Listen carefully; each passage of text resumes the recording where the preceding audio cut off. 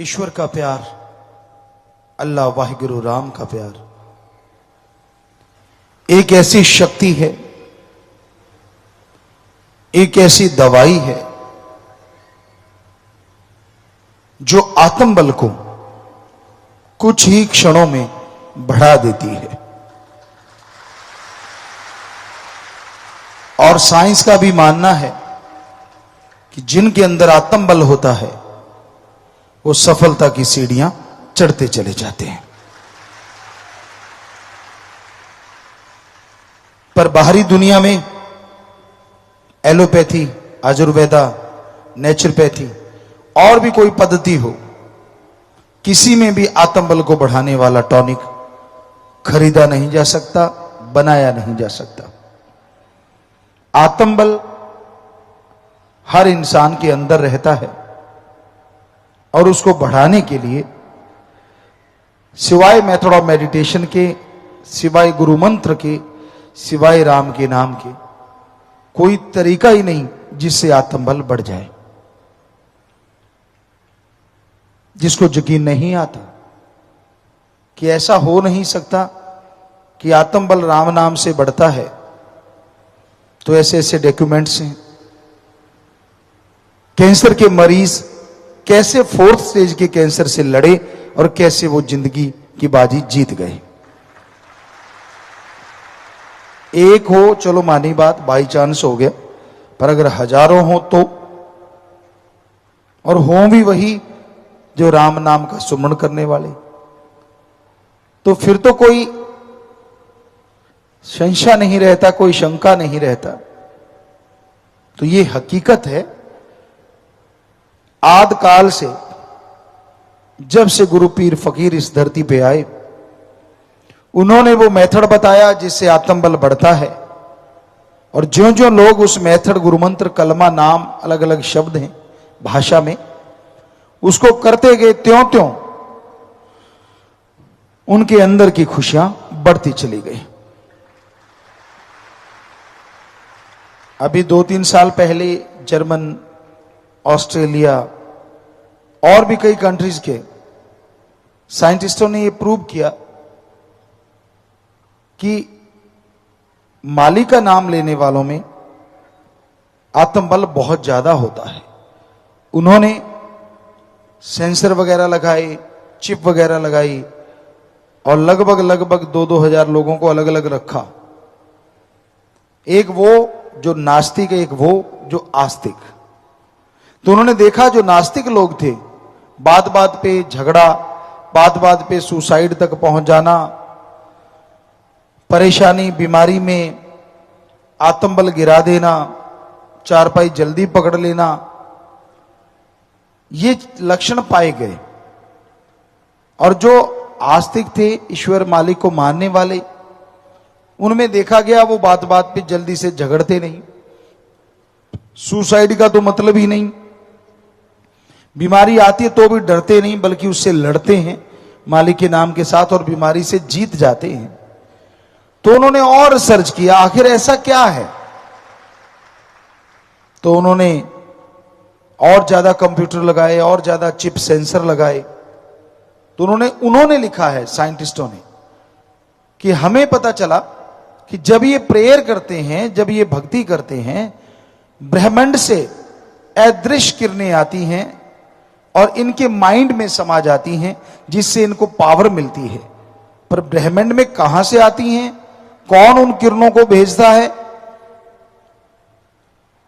तो उनका लिखना था, उसको हम नहीं पकड़ पाए, शायद सुप्रीम पावर। तो सुप्रीम पावर ही हमारे धर्मों में भगवान कहलाता है, अल्लाह वाहिगुरु राम कहलाता है।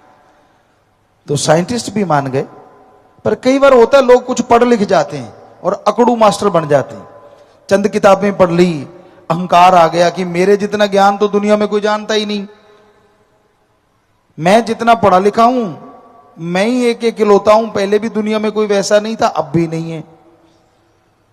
तो हम उन्हें चैलेंज करते हैं ऐसे लोगों को कि आपने कोई मास्टरेट की डिग्री हासिल की है, डॉक्टरेट की डिग्री हासिल की है, उसमें जिंदगी के 25 साल लगाए होंगे, कम से कम 20 से 25 साल, तो आप भगवान के लिए 25 महीने हमारे तरीके से लगाओ, अगर वो ना मिले तो हम गारंटी देते हैं। अरे 1 मिनट भगवान के लिए लगाया नहीं और बैठे बैठे कह देना कि भगवान है ही नहीं। तो अगर कोई बैठे बैठे कहते डिग्रियां है ही नहीं, डॉक्टरेट होती ही नहीं, मास्टरेट होती ही नहीं, तो आप क्या कहोगे? उस आदमी को मूर्ख कहोगे ना, कि पढ़ता नहीं, पढ़ा लिखा है नहीं, अनपढ़ गवार है, इसको क्या पता डिग्रियां होती हैं, डॉक्टरेट होती है। तो वैसे संत ऐसे लोगों को गवार और मूर्ख कहते हैं, जो बैठे बैठे कह देते भगवान नहीं। क्या आपने रिसर्च किया? क्या अरे डिग्रियों के लिए 25 साल लाइफ के लगा दिए और भगवान के लिए 1 मिनट नहीं लगाया और बैठे बैठे डिसाइड कर दिया भगवान है ही नहीं। तो आपको तो फिर जो जानता है, जिसने देखा है, वो तो मूर्खी कहेगा ना। कड़वा लगेगा आपको, बुरा लगेगा, लेकिन सच तो सच है। या तो रिसर्च करो, फिर पता चले कि ईश्वर है कि नहीं है। बैठे बैठे डिसाइड कर देना, ये तो मूर्खता है। ये तो इस तरह है जैसे आप भीड़ बड़े चौराहे में एक मकान में अपने को बंद कर लें, लॉक लगा लें, बाहर स्पीकर रख के माइक पे अनाउंसमेंट कर दें कि सारी दुनिया मर गई। लोग गेट कहेंगे खोल, बाहर निकल के देख दुनिया जिंदा है। तो भाई भगवान तो है, अल्लाह वाहिगुरु राम तो है, पर उसके लिए रिसर्च करना पड़ता है, टाइम लगाना पड़ता है। बैठे बिठाई तो रोटी नहीं मिलती, भगवान तो कहां से मिलेगा? अरे पहली क्लास पार नहीं होती सही ढंग से जब तक पढ़ा ना जाए, डिग्रियां तो दूर की बात। तो ईश्वर के लिए टाइम तो लगाना पड़ेगा ना, समय तो देना पड़ेगा। हां, फिर वो ना मिले, फिर हम आपको गारंटी देते आप जो मर्जी कहिए, पर समय पहले देना पड़ता है। पहले मेहनत, फल बाद में, ये थ्योरी है। चाहे आप कोई भी धंधा देख लो, पहले मेहनत करनी पड़ती है, फल बाद में मिला करता है। तो उसी तरह पहले भक्ति, भगवान बाद में। पहले भक्ति करनी पड़ेगी। ना पैसा दो, ना चढ़ावा करो, ना कपड़े बदलो, ना धर्म बदलो, ना भाषा बदलो। बस कुछ समय, घंटा सुबह शाम अपनी जीभा से, अपने ख्यालों से रिपीट करो उसका मेथड ऑफ मेडिटेशन, गुरु मंत्र। तो हो नहीं सकता कि उसके नजारे आपको ना मिले। पर अगर आप कुछ करते ही नहीं और अपने चंद किताबों के ज्ञान से अपने आप को कुछ अलग पंडित मानने लग गए तो गलत है। ईश्वर है ही नहीं। ऐसे तो बहुत सारे उल्लू कहते हैं सूरज है ही नहीं। क्या आप लोग मानोगे कि सूरज नहीं है? पर उल्लू तो सारे कहते हैं कि सूरज है ही नहीं। क्यों? क्योंकि उनकी आंखें है ही नहीं जो सूरज को देख पाए। 100 अखियां बेन जिन्न सींधो मां पीरी, संतों ने लिखा है। इन आंखों से ईश्वर नहीं। जब इनको बंद करके हम ध्यान में बैठते हैं, समाधि में बैठते हैं, और फिर जब हमारी आत्मा ऊपर उठती है तो वो उस ईश्वर को देख पाती है। फिर अंदर बाहर नजर आ सकता है जब एक बार अंदर नजर आ गया। पर उसके लिए टाइम तो लगाना पड़ेगा ना, समय तो देना पड़ेगा। अब बिस्तर पे लेटे लेटे आप डॉक्टरेट की डिग्री हासिल तो नहीं कर सकते। हाँ, आजकल पैसा दे के कर सकते हो, लेकिन अगर सही तरीके से देखें तो मेहनत करनी पड़ती है। तो उसी तरह ईश्वर को पाने के लिए, मालिक को पाने के लिए समय लगाना पड़ता है। मन का क्या, मन तो बड़ा जालिम है। इंसान की सोच बड़ी गंदी है। एक सोच होती है कि मैं अपने आप को कुछ भी बनाऊं, मुझे रोकने वाला कौन। और एक सोच होती है कि अल्लाह राम वाहिगुरु जिससे खुश हो जाएं, मैं अपने आप को वैसा बनाऊं।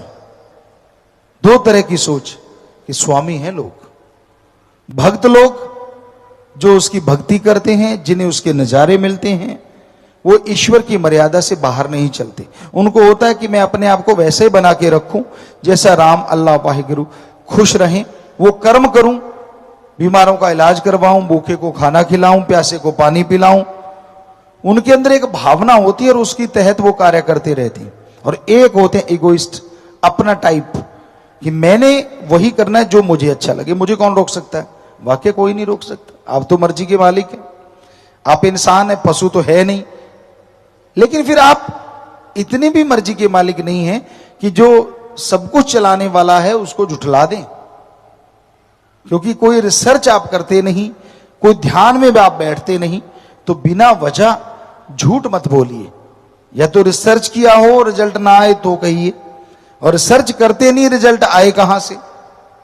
तो इसलिए हमेशा वैसे बन के रहिए। अगर आप ईश्वर को पाना चाहते हैं, उसकी खुशियां हासिल करना चाहते हैं, तो उसकी भक्ति करिए, इबादत करिए।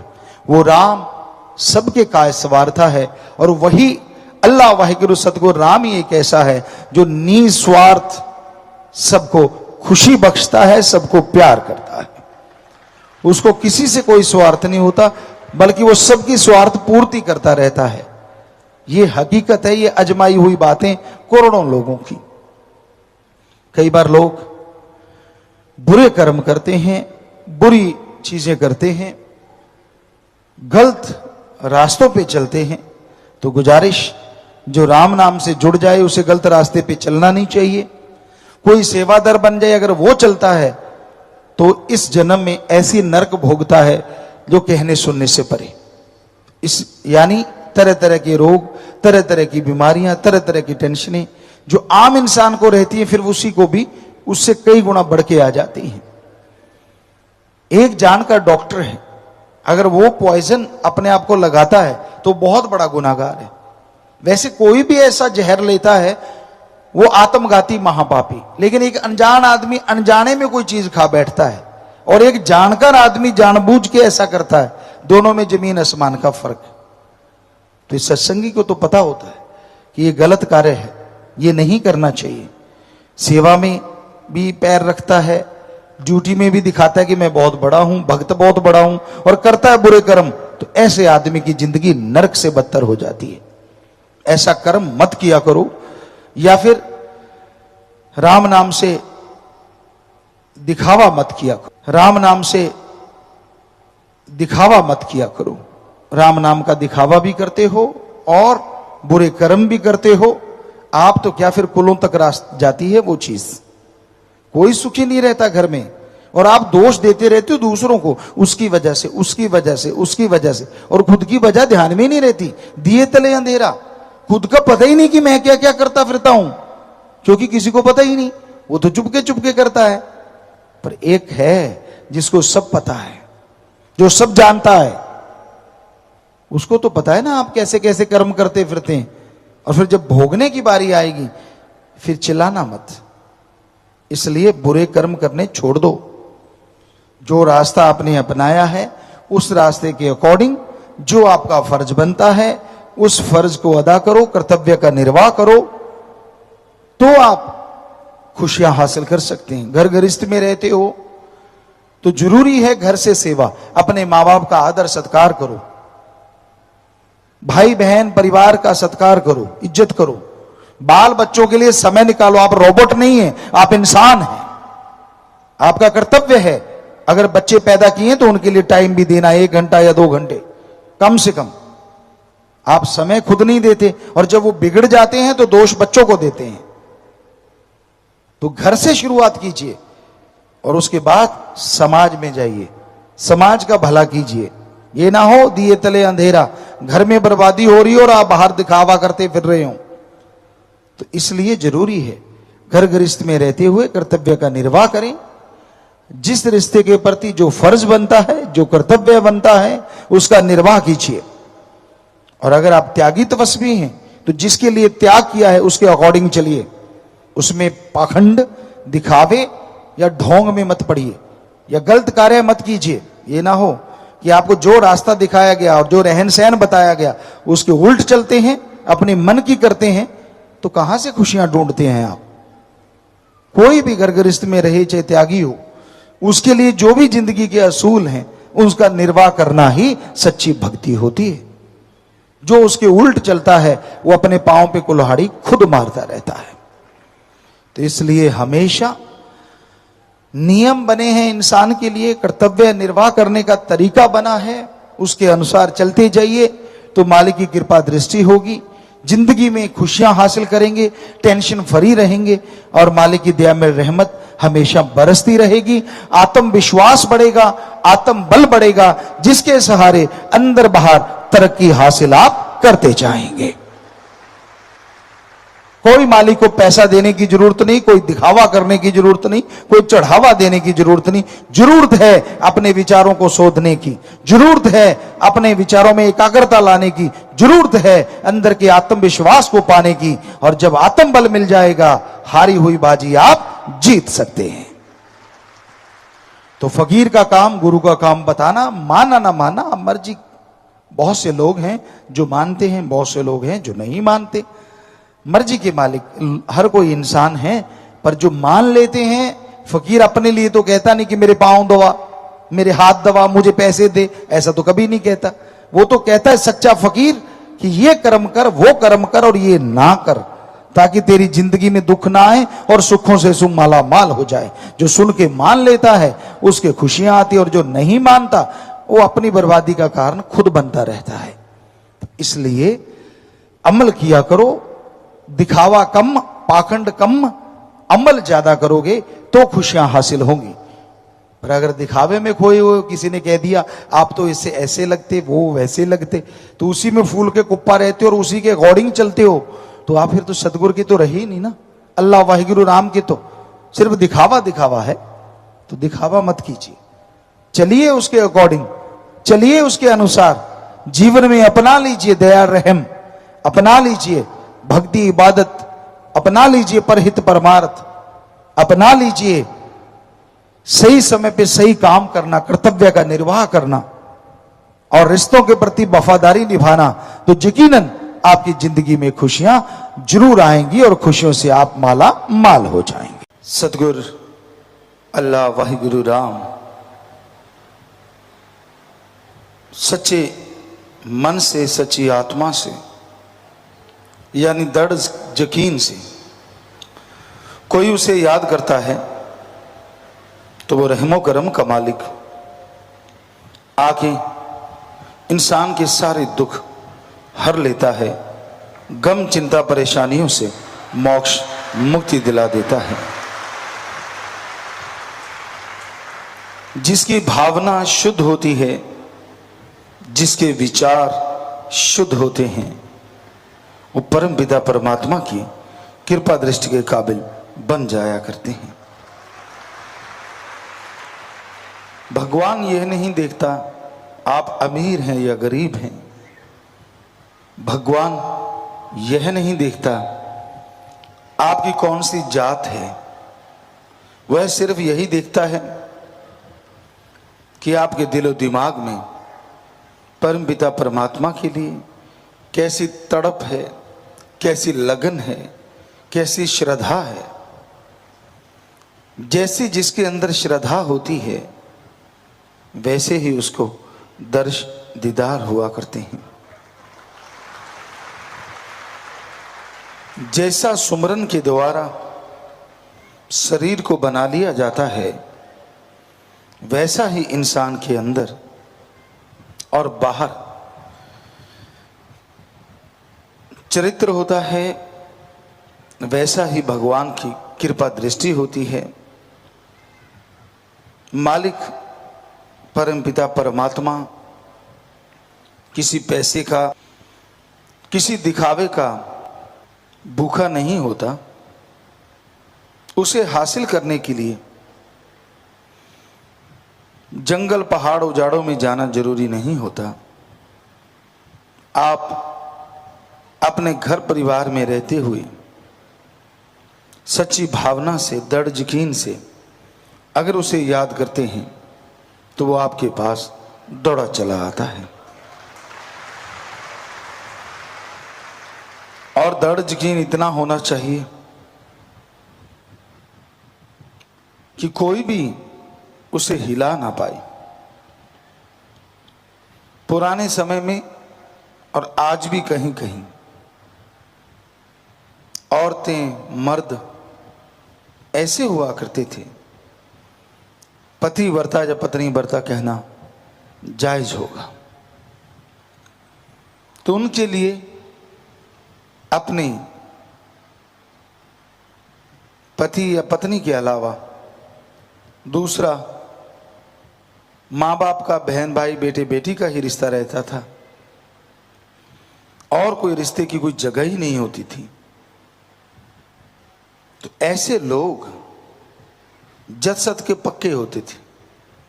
कई बार रिद्धि सिद्धि की बातें उनके मुंह से अन्यास निकलती और पूरी हो जाती थी। इतना जद सत में ताकत होती है।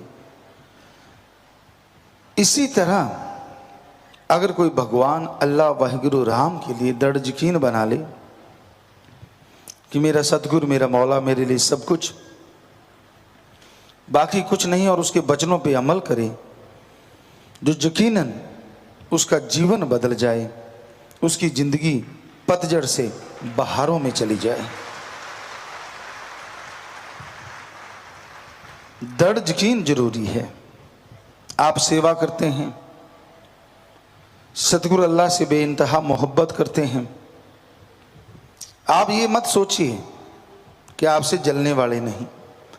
बहुत लोग होंगे जो आपकी टांग खिंचाई को तैयार रहेंगे, झूठ बोलेंगे, तरह तरह की बातें आपको बतानी, मन गढ़ंत चीजें कर करके या आपको लड़के कुछ ना कुछ कह के मालिक से दूर करवाना उनकी फितरत होती है, उनकी आदत होती है। पर आप अपने बारे में सोचिए, आपने दोस्ती की अल्लाह वाहिगुरु राम से और तोड़ दी आम इंसान के कहने से। वाह, क्या जज्बा है आपका और क्या आशिकी है आपकी। लानत, जब आशिकी इश्क लड़ाया है अल्लाह वाहिगुरु सतगुरु से, तो फिर ऐरे गहरे नत्थु खेरे की क्या ताकत जो आपको दूर करते हैं।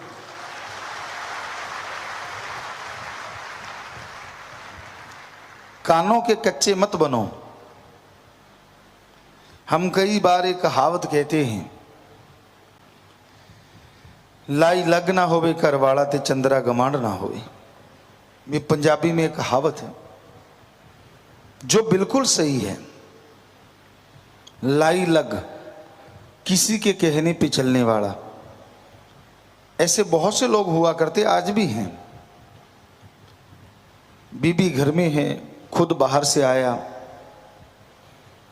किसी ने बोल दिया तेरी बीबी फलां आदमी को देख रही थी, फलां से बात कर रही थी, उसे पूछा नहीं, सीधी पिटाई शुरू कर दी, मारना शुरू कर दिया, और ये सुबह शाम का काम हो जाता। तो इसलिए लाई लग नहीं होना चाहिए। और चंद्रा गमांड, पड़ोसी अगर बुरा है तो वो मीठा बन के आपको दगा देता रहता है, लड़ाता रहता है, झगड़े करवाता रहता है।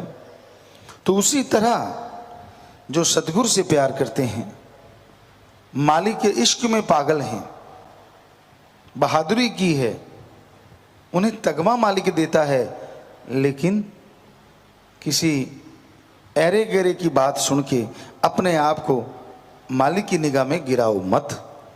करी कराई कुर्बानी को मिट्टी में मिलाओ मत। दुनिया का क्या है, वो तो खुश हो ही नहीं सकती, और आप मालिक की तरफ जा रहे हो, ये देख के तो बहुत सारे लोग खुश नहीं होते।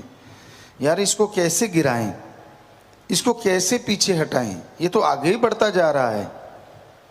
आपका तो जमीर है, आपका भी दिमाग है कि किसी के गिरवी रखा हुआ है। किसी की बात मत सुनिए, किसी की बातों में मत आइए, क्योंकि आपने बातों से इश्क नहीं किया, किसी आदमी से इश्क नहीं किया, आपने अल्लाह वाहिगुरु सतगुरु मौला से इश्क किया है। आदमी की छोड़िए, रूहानी इश्क में तो ये लिखा है, सतगुरु भी अगर कुछ गुस्से में कहे तो सोचो आपके पता नहीं कितने भयानक कर्म कट गए। गर्म पानी कभी घर जलाते नहीं, बल्कि जमी हुई धूल मिट्टी को हटा देते हैं। गर्म पानी में नीम उबाल लो, जख्म साफ हो जाते हैं। उसी तरह संतों का क्रोध, कबीर साहब कहते हैं, दाती होता है, पर भाग्यशाली को यह दात मिलती है। और दुनिया का प्यार भी घाती होता है। वो आपसे प्यार करते हैं, मोहब्बत करते हैं, घात करते हैं, आपको पीछे करते हैं, मालिक से दूर करते हैं। ऐसे लोगों के प्यार को सलाम कीजिए, सतगुरु से दृढ़ नाता जोड़ के रखिए, क्योंकि आपने इश्क किया है सतगुरु मौला से, ना कि किसी आदमी से या किसी साजो सामान से। बहुत लोगों को हमने अपने आप पीछे हटते देखा, अपने आप दुखी होते देखा। पूछा भाई क्या हो गया? ये कुछ नहीं हुआ जी, बस वैसे ही था। क्योंकि ऐसा मनमत्तों का पाठ पढ़ाया होता है। परम पिताजी फरमाया करते, संत सारा टाइम सत्संग करते हैं, बर्तन को तैयार करते हैं कुम्हार के बर्तन की तरह, फिर उसे पकाते हैं, फिर उसमें पानी आता है, यानी प्यार मोहब्बत बढ़ता है। और कोई ऐसा शैतान आता है कि पत्थर उठाया मटके पे मारता है, मटका फूट जाता है और वो पत्थर को सहन करके पत्थर का ही हो जाता है, टुकड़े टुकड़े हो जाता है। कहने का मतलब संतों का एतबार नहीं आता, उनसे प्यार मोहब्बत का, उनके वचनों का कई लोगों को एतबार नहीं आता। पर जो काल के नुमाइंदे होते हैं, जो पट्टी पढ़ा देते हैं या प्यार मोहब्बत को तोड़ना चाहते हैं, उनकी बातों पे झट से यकीन आ जाता है। बेपरा जी बहुत बार भजनों में भी लिखा है कि मुश्किल है एतबार करना हमारे जैसे फकीर पे, और झट से यकीन कर लेता है इंसान दूसरों की बनाई तदबीर पे। झट से किसी ने कुछ कहा नहीं, पूंछ उठाई दौड़ गया। अरे लानत तेरी आशिकी पे और लानत तेरे प्यार पे। सतगुरु से प्यार किया है, किसी बंदे से नहीं, तो फिर सतगुरु से रखना, बंदों के झमेले में क्यों पड़ता है? तो ये काल की दुनिया है, काल की नगरी है। यहाँ पता नहीं कौन सा नुमाइंदा किस रूप में आके आपका मन खराब कर दे, पता नहीं कौन सा नुमाइंदा किस रूप में आपको कुछ गलत कह दे और आप मालिक से दूर हो जाएं। तो अपने दिमाग से काम लिया करो, किसी दूसरे के कहने पे मत चलिए, अमल कीजिए, यकीन मानिए। फकीर अगर कोई बात कहते हैं तो पता नहीं कितने आने वाले भयानक कर्म कट जाते हैं, और दुनिया वाले कोई बात कहते हैं तो वो आपके बनते हुए कर्मों में बट्टे डालते हैं, बेड़ी को डुबो देते हैं। तो सतगुरु से प्यार, अल्लाह वाहिगुरु राम से प्यार दृढ़ यकीन के साथ, दृढ़ श्रद्धा के साथ हमेशा बनाए रखिए, आगे बढ़ते जाइए, यकीनन मालिक की कृपा दृष्टि जरूर होगी। सत्संग बड़े भाग्य से नसीब में मिलता है और वो और भाग्यशाली हो जाते हैं जो सुनकर अमल कमाया करते हैं। 84 लाख जोनियों में किसी भी जोनी को, किसी भी शरीर को यह अधिकार नहीं है कि वह अपने नए अच्छे कर्म कमा सके।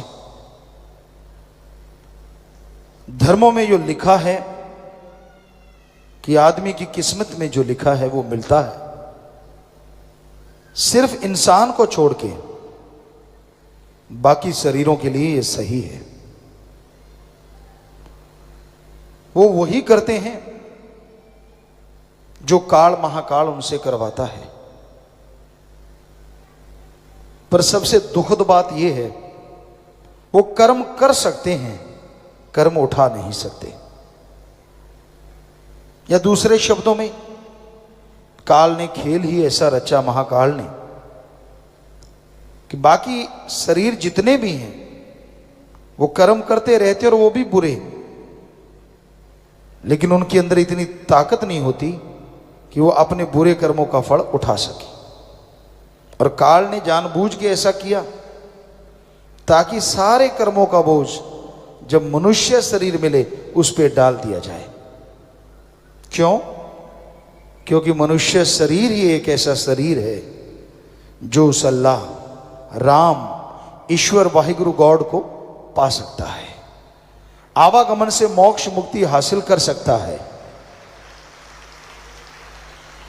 इसलिए काल ने 84 लाख शरीरों में बिल्कुल आखिर में आने वाला शरीर, मनुष्य शरीर, इस पे कर्मों का सारा बोझ डाला। अब जरा सोचिए, 84 लाख शरीरों का अगर एक एक कर्म भी बनाएं तो 84 लाख कर्म बनते हैं। लेकिन भगवान ने मनुष्य शरीर को इतना मजबूत बनाया, इतना मजबूत बनाया कि ये उन सब कर्मों का खात्मा ही नहीं कर सकता, बल्कि जीते जी परमानंद और मरणोपरांत परमानंद की प्राप्ति पूर्णतः कर सकता है। और भगवान ने यहीं बस नहीं की, 84 लाख शरीरों में एक मनुष्य शरीर ऐसा बनाया जो उसके भाग्य में लिखा है उसको भी बदल सकता है। सिर्फ मनुष्य शरीर, इसमें भक्ति की जाए, कर्म योगी और ज्ञान योगी बना जाए तो ये भयानक से भयानक कर्मों को बदल सकता है।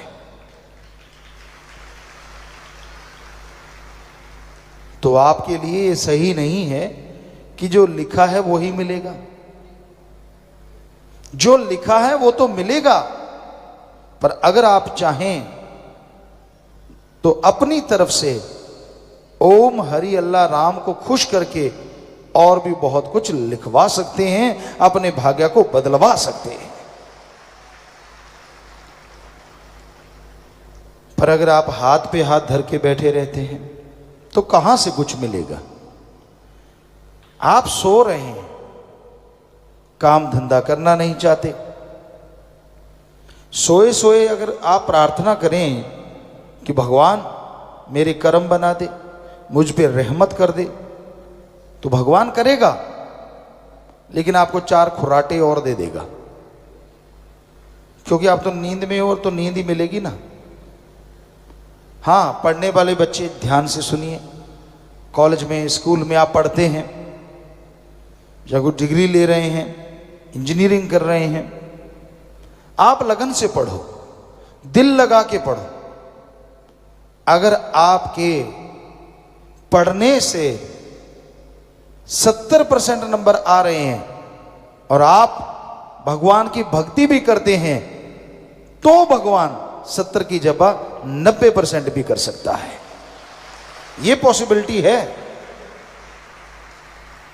बिजनेसमैन, आप व्यापारी हैं, दुकानदार हैं, मेहनत की करते हैं, पूरी मेहनत करते हैं, कड़ा परिश्रम करते हैं,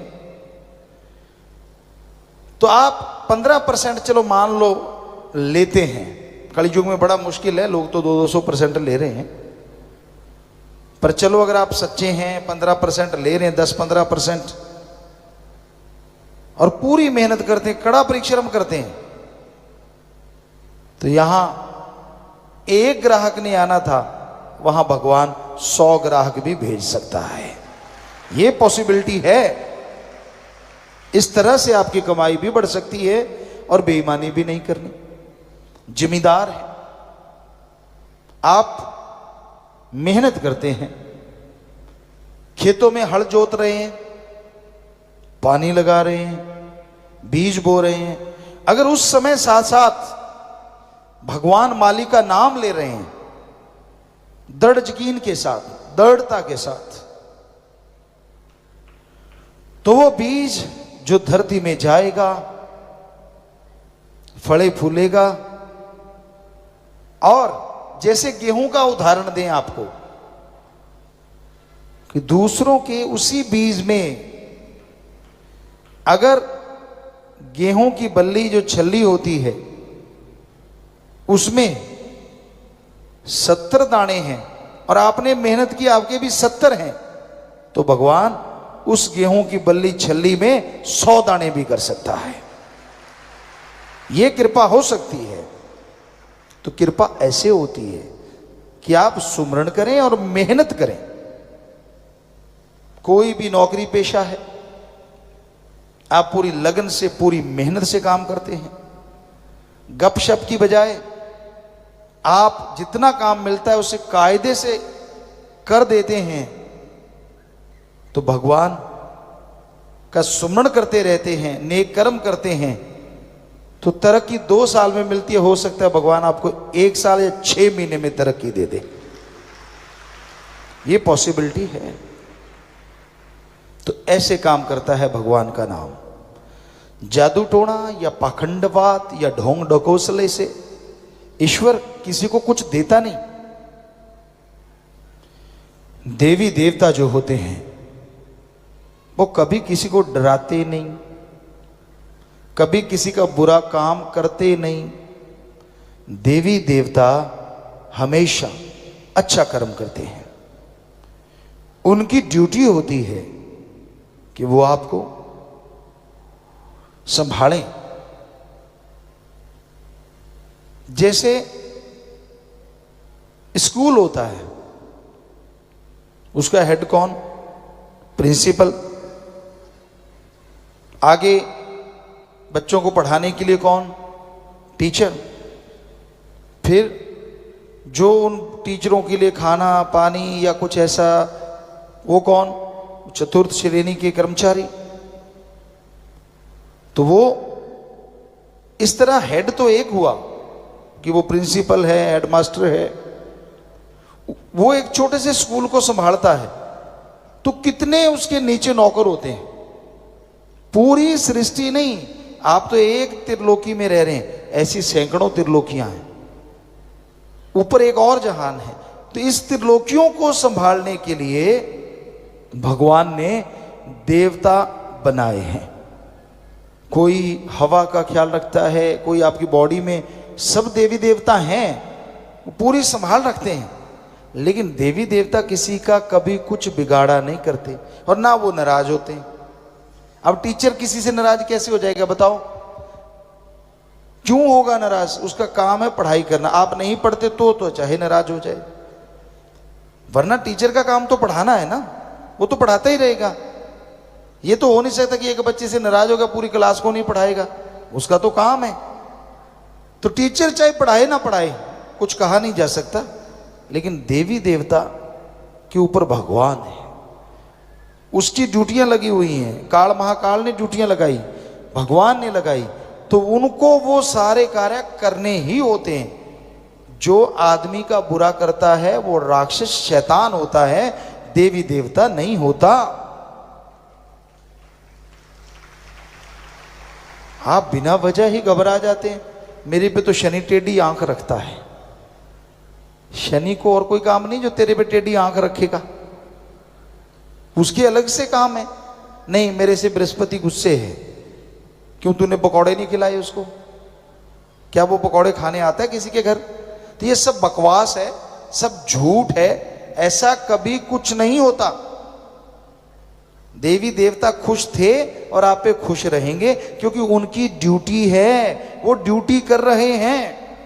अगर खुश करना है तो उस ओंकार को करो, ओम को करो, जो आपको जीते जी मुक्ति देगा गम दुख दर्द चिंता से और मरणोपरांत आवागमन से। उस ओम को, अल्लाह को, वाहिगुरु को, राम को, ईश्वर को खुश करो। उसके लिए जरूरी है आप भक्ति करें। अब जरा सोचिए, अगर वो ही खुश हो गया, हेडमास्टर ही आप पे खुश है, तो बाकी टीचर तो नेचुरली आपको बढ़िया पढ़ाएंगे। यार इसका हेडमास्टर से रिश्ता है। उसी तरह अगर भगवान से आपका प्यार हो गया तो बाकी देवी देवता तो और आपकी संभाल करेंगे। बिगाड़ते तो पहले भी कुछ नहीं, पर वो और आपके लिए सलाम करेंगे, नमस्कार करेंगे। तो इसलिए कभी भी इन भ्रमों में मत पड़ा करो। भगवान ने सारी सृष्टि को बनाया है और उसको चलाने के लिए ये ताना बाना पता नहीं कितने लगाए, कोई 33 करोड़, कोई 365 करोड़, पता नहीं कितने देवी देवताओं को संभालने के लिए लगाया पूरी सृष्टि को। तो इस चक्कर में मत पड़ा करो। कोई पाखंडी आपको बोल देता है भाई तेरे ग्रह चक्कर बुरे हैं, उसके खुद के बुरे हैं जो जगह जगह मांग रहा है। आपके क्यों बुरे हैं? आप चक अच्छा क्या है, जरा हाथ देखना। पढ़े लिखे बच्चे भी हाथ देखना मेरा हाथ देखना। हाथ में अगर हल्दी लगी है तो दिख जाएगी, और क्या देखेगा वो? पाखंड करेगा। वैसे ही आंखें बुदबुदाएगा, मुंह बंद करके कुछ बुदबुदाना, आंखें ऊपर नीचे चढ़ाना और बाद में बोल देना। ये तो कहेगा नहीं कि तू बहुत खुश है, ये भी नहीं कहेगा कि तेरे घर में बहुत बरकतें हैं। अगर ऐसा कहेगा तो उसे खाक मिलेगा, वो कहेगा तेरे तो गड़बड़ है। सवाल ही पैदा नहीं होता कि वो ना कहे। और उस गड़बड़ के बदले जाप करवाओ, ये करवाओ, वो करवाओ और इतने पैसे दे जाओ, आप बेफिक्री से घूमो, मैं आपकी जगह जाप करूंगा। और आप उल्लू बन जाते हैं बिना वजह। क्यों भाई? ये उल्लू से बात याद आई, कल हम आपको विदेशों की बात सुना रहे थे। अपने यहाँ क्या कहते हैं, जो मूर्ख होता है या उसको कहते हैं ना उल्लू बना दिया, और वहां उल्लू को बुद्धिमान मानते हैं। देखो नई बात, वहां जगह जगह उल्लू की फोटो लगी होती है, जगह उसको बड़ा बड़ा अच्छा मानते हैं, शकुन मानते हैं, बहुत बढ़िया मानते हैं। तो पता नहीं दुनिया में क्या क्या है। हमने कहा ये उल्लू, कहते गुरुजी उल्लू को बुद्धिमान मानते हैं। हमने कहा अच्छा होगा बुद्धिमान, पर हमारे तो इसको बिल्कुल ही मूर्ख और नालायक मानते हैं। तो ये चीजें हैं दुनिया में, तरह तरह की बात पे बात आ गई थी। सो आप किसी से बेवकूफ मत बनो। तिथ बार ना जोगी जाने, रुत मा ना कोई, जा करता सृष्टि को साजे, आप जाने सोई। ध्यान से सुनिए, भगवान ने कोई तारीख का नाम नहीं रखा, भगवान ने किसी दिन का नाम नहीं रखा।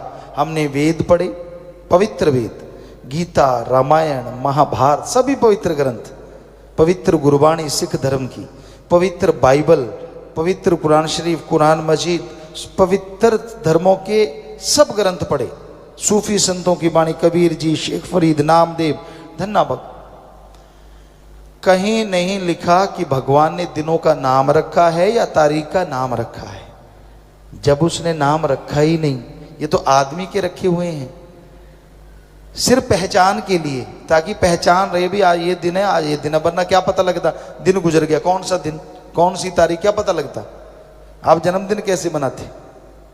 बहुत चक्कर पड़ जाते ना अगर दिन का नाम ना होता, तारीख का नाम ना होता। तो इसलिए ये आदमी ने सुख सुविधा के लिए रखा है, पर कोई तारीख बुरी नहीं, कोई दिन बुरा नहीं। इस चक्कर में मत पड़ो। आदमी ने रखा, आदमी बनाता है ये बुरा है, ये गलत है, ये फलां, ये फलां। कहीं धर्म में ये चीज नहीं है, तो भगवान ने नहीं बनाया। इसलिए आज कर्म अच्छे करोगे तो अच्छे बन जाओगे, और आज बुरे करोगे तो आने वाले टाइम में आपको बुरा भोगना ही पड़ेगा। इसलिए कर्म योगी बन के अच्छे कर्म कीजिए, भले कर्म कीजिए, ताकि आप अच्छाई पे, नेकी पे आगे बढ़ते जाएं और मालिक की कृपा पात्र बनते जाएं। सत्संग में इंसान जब चल के आता है, दिलो दिमाग में जो विचार होते हैं, भावनाएं होती हैं, शंकाएं होती हैं, सवाल होते हैं, उनका जवाब पूरी सत्संग सुनता है तो कहीं ना कहीं अवश्य मिल जाता है। इशारा मिल जाता है, हल मिल जाता है, और सुन के अमल करे तो वाकई उसकी वो गम, चिंता, परेशानियां दूर हो जाती हैं। तो वचन बहुत जरूरी है। संतों के सत्संग में सुन के अमल करना। सत्संग घंटा, आध घंटा, जो भी समय आप देते हैं, भगवान पे एहसान मत किया करो। कई बार आपको लगता है कि लो भाई मैं सत्संग में आ गया, देख भगवान मैंने तेरा राम नाम सुन लिया। एहसान क्यों जताते हो? आप सत्संग सुनते हो तो कर्म आपके कटेंगे, कर्म आपके बनेंगे।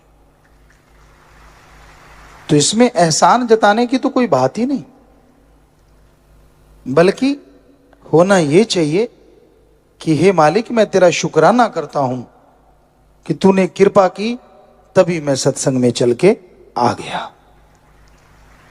तूने कृपा की हे ईश्वर, तभी सत्संग सुन के अपने भाग्य को मैं बदल पाऊंगा या बदल डालूंगा।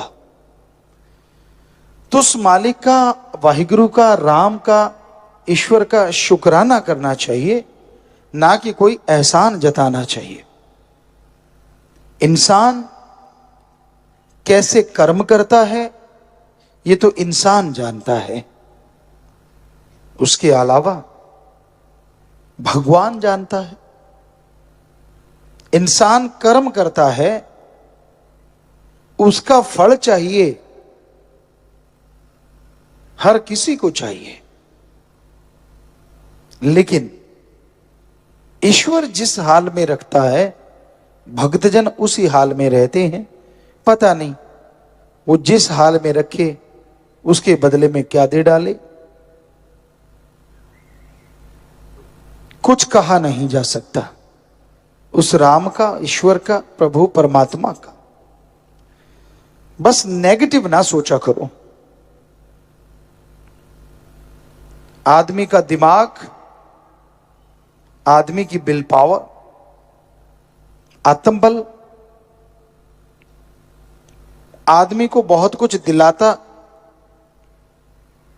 बनाता, बिगाड़ता है। आपने दिमाग में सोच लिया कि मैं नहीं थकूंगा तो आप नहीं थकते, और बिना वजह सोच लिया कि मैं थक गया तो बैठे बैठे थक जाओगे। कई खाली रहते रहते थक जाते हैं, और कई सुबह शाम दिन रात कार्य करते रहते तो भी थकावट नजदीक नहीं आती। कई चारपाई पे करवट बदलतों की मसल खिंच जाते हैं, और कई सारा दिन फावड़ा चलाते हैं, पता ही नहीं चलता। दिमाग की इसमें बहुत बड़ी भूमिका है। अगर आप सोच लेते हैं कि आप कभी तरक्की नहीं करेंगे तो नहीं करोगे, और अगर आप सोच लेते हैं कि मैं हारी बाजी जीत के दिखाऊंगा तो आप जीत जाते हैं। इसलिए नेगेटिव ना सोचा करो, और मालिक के प्यारे को तो बिल्कुल भी नहीं। दूसरे के पास सहारा नहीं होगा, आपके पास तो सहारा सदगुरु प्यारा होता है, राम अल्लाह वाहिगुरु होता है। कोई बात होती है तो आप कहते यार मेरा मालिक जाने, उसका काम जाने, कर्म कर डालो, अच्छे कर्म करते चलो, सतगुरु मौला जरूर फल बख्शेंगे। कितना बढ़िया तरीका है। पर फिर भी आप टेंशन लेके बैठ जाते हैं, फिर भी परेशानियां। एक टाइम भैंस ने दूध नहीं दिया तो आप चारपाई पे लेट जाते हो, उससे ज्यादा दूध आ जाएगा। घर में बच्चा बीमार हो ये क्या हो गया, अरे चलता रहता है उतार चढ़ाव जिंदगी में, हो गया थोड़ी दवा दारू करो ठीक हो जाना है। इसमें टेंशन वाली क्या बात है। कई बड़े सेंसिटिव टाइप के लोग होते हैं, बात बात पे टेंशन, बात बात पे चिंता, बात बात पे परेशानियां। हवा इधर से चल पड़ी तो परेशानी, उधर से चल पड़ी तो परेशानी। कईयों को हवा से चक्कर पड़ा रहता है, इसकी चारपाई की तरफ से हवा क्यों आई, उसके कमरे की तरफ से हवा क्यों आई, बताओ। और कमरा तो उठा के इधर उधर जा नहीं सकता, और ईश्वर की मर्जी, हवा जिधर से वो भेजेगा उधर से आएगी आएगी। लेकिन भ्रम जिसे कहते हैं ना, वो और नेगेटिविटी, दो चीजें जब तालमेल बैठ जाता है तो आदमी की जिंदगी नरक में हो जाती। सफाई रखना कोई भ्रम नहीं होता, अच्छे कर्म करना कोई भ्रम नहीं होता, अच्छे कर्म करते हुए आगे बढ़ना कोई भ्रम नहीं होता। और सुमरण करके दर्श दीदार हो, चाहे सपने में हो चाहे प्रत्यक्ष, वो भ्रम नहीं होता।